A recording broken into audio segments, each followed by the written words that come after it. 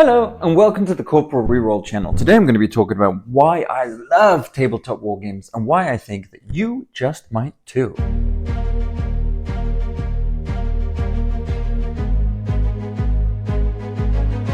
Hello fellow and future gamers and welcome to the Corporal Reroll channel. Today I want to talk to you about something near and dear to my heart, tabletop wargames, and why I believe they're an incredible hobby that everyone should try at least once. Now let me start by saying this. I love tabletop wargames. It's a confession that I've wanted to make for a long time and I feel safe doing it with you.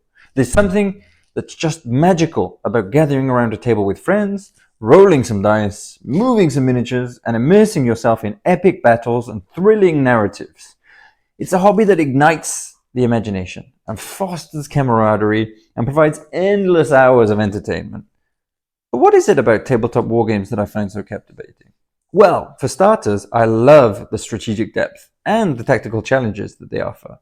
Whether you're commanding a small squad of elite soldiers or leading a massive army into battle, every decision you make has consequences, and every victory is hard-earned. Furthermore, tabletop wargames allow you to become the hero of your own story. You're not just playing a game, you're crafting a narrative. You're shaping the destiny of your armies and experiencing the thrill of victory and the agony of defeat firsthand. Now, you might be thinking, what does all this mean? And it's true. It's kind of a word salad. So let me break it down for the newcomer. So, what are your interests? Do you like Marvel? Then there's a miniature game for you. Do you like Samurai Japan or any kind of history? World War II, Crusades, American Civil War, English Civil War, World War I, Romans, Celts, Vikings. There's a historical miniature wargame for you. What about Walking Dead and zombies? There's a miniature wargame for you. What about grimdark futures? Sci-fi, wink wink. There is a miniature wargame for you, and quite a big one. There is a miniature wargame for fantasy fans. There is a miniature wargame for Mad Max fans. There is a miniature wargame for every single fan. Game of Thrones fans. There's a miniature wargame for you guys too. What about people who like books? If you read books and get inspired and think, oh, this is great, I wonder if I could interact with this scenario a bit more. You can. Tabletop wargames. You can create your own scenario. It's like a sandbox. You can do whatever you want. Same if you're a writer and you like writing, or you have a deep imagination and you want to craft a character or craft a scene or craft a narrative, a campaign, or a book. Most of the sandbox elements you can try out on the tabletop. It's there for you. It's a sandbox of fertilizer for the imagination. Trust me. I enjoy these things too, and it's there for me. Now, I hear you say, I don't like war. Well, maybe tabletop wargaming is a misnomer. What about that? Have you thought about that? Maybe it should be called tabletop miniature gaming. Because yes, maybe there is some fighting most of the time, but it's not just war. Sometimes you smash huge armies into each other. Sometimes, as I mentioned, you have small elite squads that fight each other. Sometimes the fighting is barely involved. Sometimes you just have to take an objective, or avoid the other person, or survive, or destroy something, or steal some treasure. There's many different iterations of the tabletop miniature game. Many iterations. So more war, less war, it's up to you.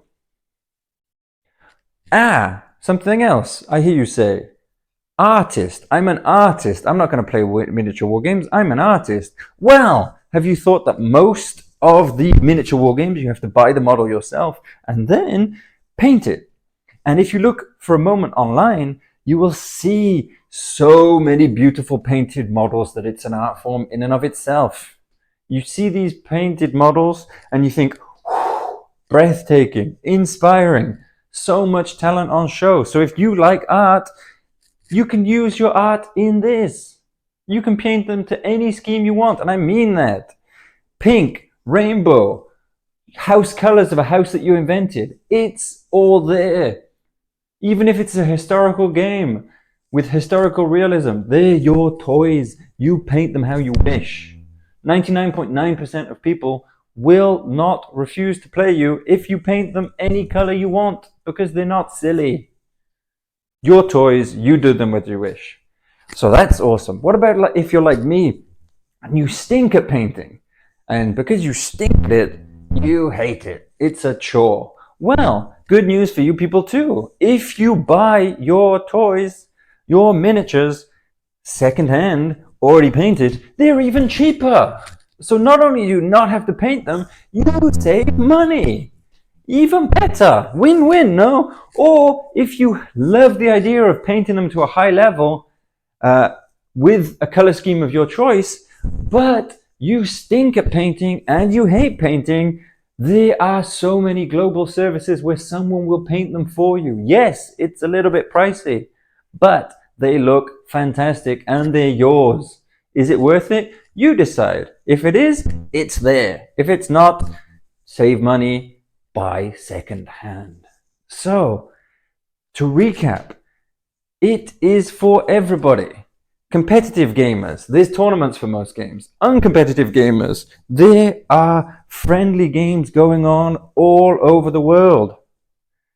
Really, tabletop war games, I love them. So many people love them. If you've never played, give it a try. Think about what kind of a game you would like. It exists on the tabletop. Seek it out.